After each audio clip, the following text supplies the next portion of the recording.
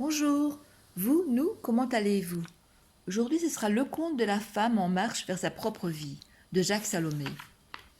Il était une fois une femme qui, après avoir traversé toute une vie de femme, habitée par différents amours, puis par une relation essentielle avec un homme qui fut son mari, après avoir porté et élevé des enfants et exercé une profession passionnante, se retrouva au bord de l'existence devant l'immense vide de sa solitude, celle de sa rencontre manquée avec elle-même.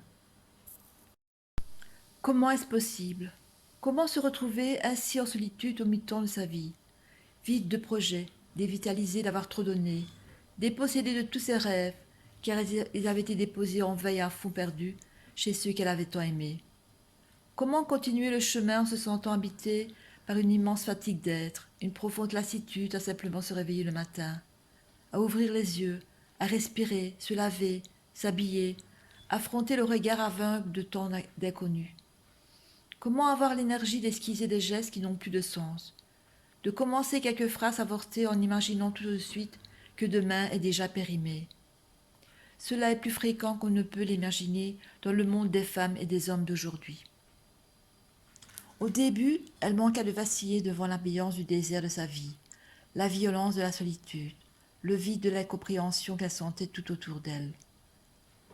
Souvent, par la suite, elle désespéra, quand des pensées malignes affectaient son corps, quand des douleurs tenaillaient son dos, déchiraient son ventre, harcelaient son cœur, quand son mal-être était si fort qu'elle imaginait ne pouvoir tenir debout, qu'elle aspirait à se coucher et mourir de lassitude et de désespoir de vivre.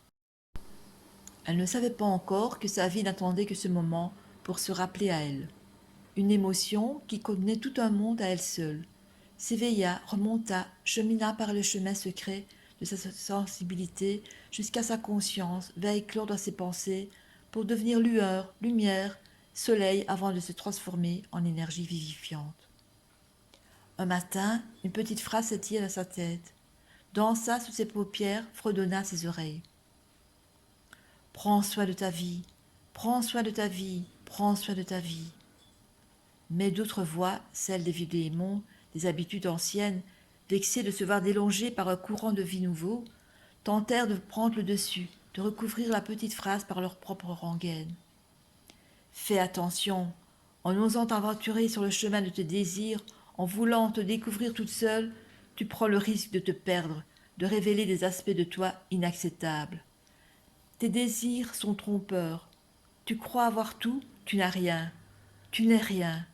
Tu n'as pas été capable de retenir ton mari, de garder tes enfants près de toi, de maintenir ton statut de femme aimée. Tu es transformation, chantait la petite voix du début. Tu es affabulation, répétaient les voix d'une ancienne vie. Je peux m'aimer et me respecter. Pas du tout. Tu as besoin d'être aimé. Tu ne dois donner ton amour que si tu es aimé en retour. Je sens que je peux m'aimer et aimer sans avoir nécessairement un retour, pour le plaisir d'être. Non, ton cœur n'est pas suffisamment ouvert pour aimer, simplement aimer. Réfléchis bien. Tu sais combien ton ego ne supporte pas de vivre le seul bien-être, le plaisir partagé. Il te faut des sentiments, des serments, du solide, du durable à toute épreuve. Je ne suis ni dans le manque, ni dans le besoin, je suis dans le plein. Tu te montes la tête et bientôt tu le regretteras, tu verras. Je suis musique, je recherche, je trouve mes accords. Tout est dérisoire, temps perdu, illusion trompeuse. Ne recommence pas à espérer ce que tu n'atteindras jamais. J'existe enfin pour moi. Non, tu survis, tu végètes. Accepte ton sort, se révolte. Sans rêve inutile, tu es sur la pente descendante de ta vie. Reste tranquille. Tout est joué, tu as perdu, tu mérites le repos. Je me rencontre, j'ai lâché le superflu. Tu vas manquer de l'essentiel, la sécurité. Face à l'impuissance, j'apprivoise des forces secrètes. Face à l'urgence, je fais confiance à mes états intérieurs. Face au chaos, j'écoute ma propre voix. Je suis sur ce chemin-là.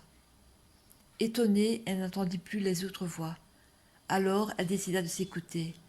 À partir de ce jour-là, elle ne fut plus seule. Le dialogue qui l'accompagna l'ouvrit à de multiples rencontres. Voilà, je vous souhaite à tous une belle rencontre, la vôtre. À une prochaine histoire.